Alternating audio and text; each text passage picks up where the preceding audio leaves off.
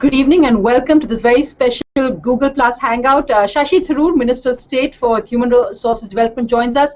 Thanks very much, Dr. Tharoor, for joining us at a busy political time. But while political journalists speculate on the future of the UPA government and some of its ministers, tonight our focus is the future of higher education. And it's wonderful to have you with us because you've really been through, of course, through Delhi University, a graduate from St. Stephen's College, and then gone internationally to the Fletcher School of Diplomacy.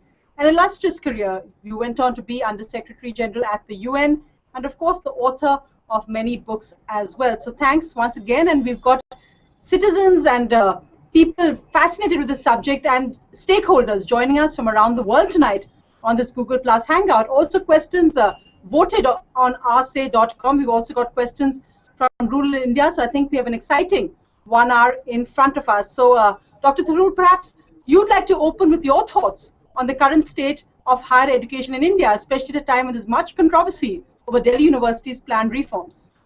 Right, Sony. Well, first of all, good to be with you and good to be with the those following this Google Hangout. And certainly, for me, there is no question that higher education in India is an extremely important issue for the future of our country.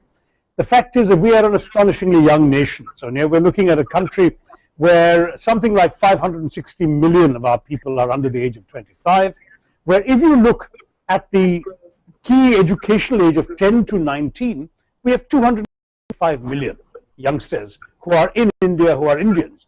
And that is key because if all goes well, this group of people could for the next 40 years be a youthful, productive, dynamic, working age population for India and for the world at a time when so many other countries around the world, including China, are aging. Our average age remains young while others are crossing the 40s. And this is tremendously important for us. It can be a demographic dividend, to use the cliche, provided, of course, we get the education part right.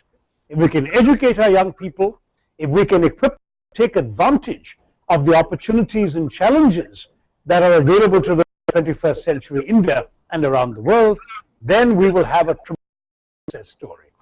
If we fail, and by the way, when I say we can educate them, I also include vocational training. Not everybody has to go to a college and come out with a degree.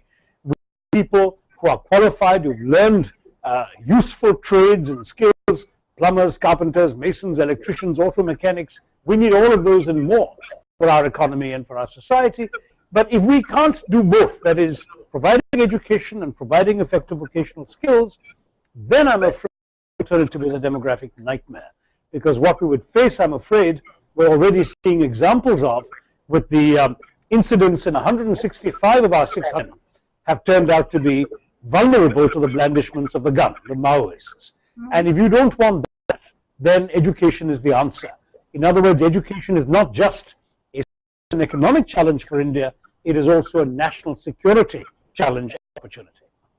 So I'd just like to introduce our participants this evening, and also have live tweets and reactions coming in.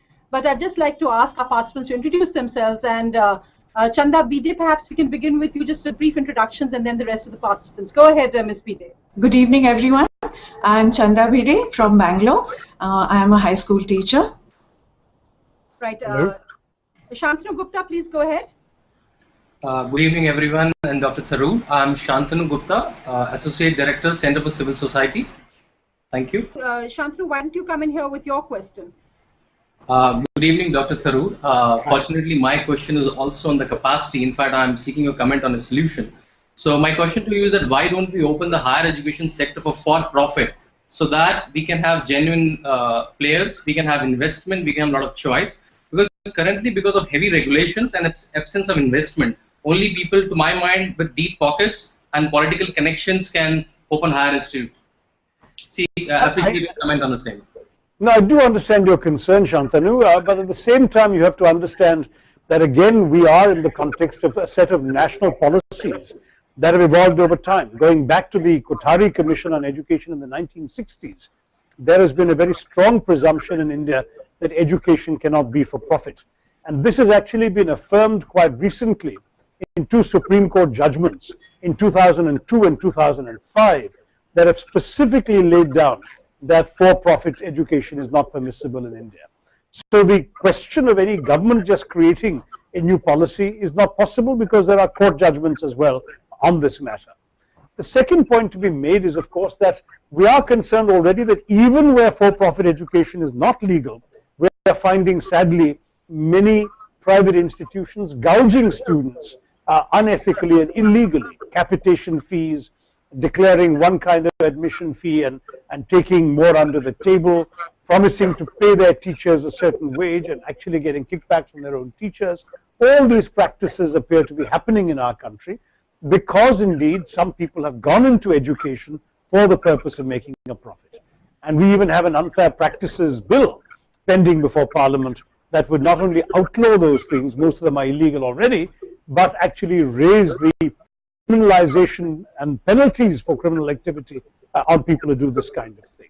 So what I want to stress is your concern can be addressed in a different way. You're saying we make it possible for more investment to come into education. You're not it has to be necessarily for profit. It's how do people motivates people to come into education. But we're trying to find creative solutions to that. If I give an example of the Universities for Innovation bill, this is a way of setting up innovation universities with tremendously attractive terms from the government, which can in the private sector, in the public sector, and in public-private collaboration, PP. So in those circumstances, if the bill is passed, you would have a basic framework whereby a private sector person could come in, would be allowed to charge fees as appropriate in terms of the offered, would not be allowed to exist for profit per se, but a certain margin on their investment is permitted even under the Supreme Court guidelines. That margin can, in many cases, be plowed back into the institution and help improve its quality. So it's not so much the for-profit thing that is one, it's to get people into the system through a legislative action that will encourage them to come in and do this. And frankly, we want to see Parliament acting on the number of pending, we have 11 pending bills on higher education. If Parliament would do its job properly, we would actually have these things and create a much more hospitable environment for investment in higher education.